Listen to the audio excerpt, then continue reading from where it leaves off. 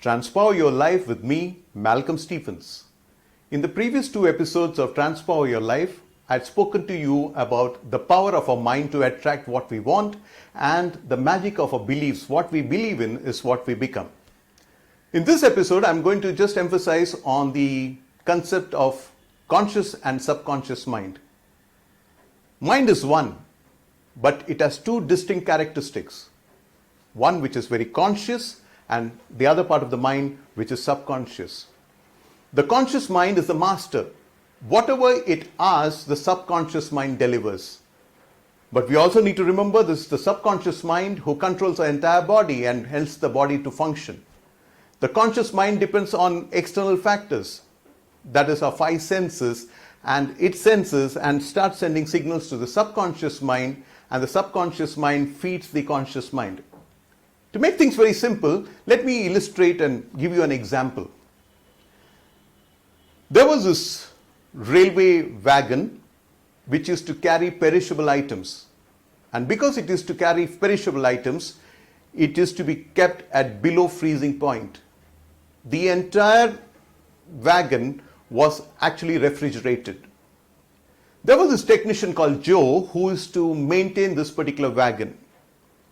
Every time the wagon would come back to the yard, Joe would get into the wagon, the refrigerated wagon, and he would service it. And every evening at 6 o'clock, somebody would come and shut the wagon doors and turn on the refrigeration system so that it could be refrigerated right through the night and all the possible tests could be carried out. One day when Joe was working, he was lying on the floor and repairing something. At 6 o'clock, somebody came, peeped into the wagon and saw there was nobody there, and they shut the doors of the wagon and locked it up. Joe heard the wagon being locked and he started banging on the doors, but nobody could hear him outside, so he had to spend the night in the wagon. Now Joe knew that the refrigeration system would be turned on at 6 o'clock after they locked the wagon, and whole night he would be spending time in this wagon at sub-zero temperature. So he knew that he wouldn't survive the night. So he sat down on the floor and he started scribbling. He got a tool and he started scribbling on the floor of the wagon all the things he wanted to communicate to his family, how much he cared for them, how much he loved them, and what was his assets, where was the various insurance papers kept. He started scribbling everything onto the floor of the wagon. In the morning when the wagon was opened again, they found Joe to be dead and lying on the floor. He was taken to the hospital, and when the postmortem was done on Joe, the doctors declared that he died because of freezing. All his colleagues were shocked and amazed.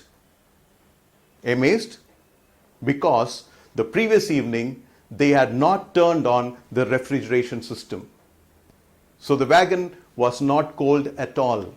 So what happened to Joe? How did he die? Somewhere in Joe's mind, the conscious mind, he was sure that as per what happens every day, the temperature is going to be freezing, and it was below 0 degrees Celsius, and it's going to be absolutely frozen state, and he wouldn't be able to survive. This conscious mind of Joe kept reminding the subconscious mind that I'm going to die, I'm going to die, I'm going to die, because it's freezing and freezing. The subconscious mind programmed itself in such a manner that body actually froze. Now that's the power of a subconscious mind. Whatever we feed the subconscious mind, whatever we ask of the subconscious mind delivers. It has the power to give us what we want. So we need to be very, very careful what we ask of the subconscious mind. If you want to have great health, you start telling the subconscious mind that I am healthy, and the subconscious mind functions your body like a healthy body. If you say that I want to be a successful athlete, you program yourself, you tell your subconscious mind that yes, I am a successful athlete, and the subconscious mind will start working for you that way. So let us start this journey of transformation, and let's become powerful and become what we want to be by ensuring that we use the power of our subconscious mind. Transpower your life with me, Malcolm Stephens.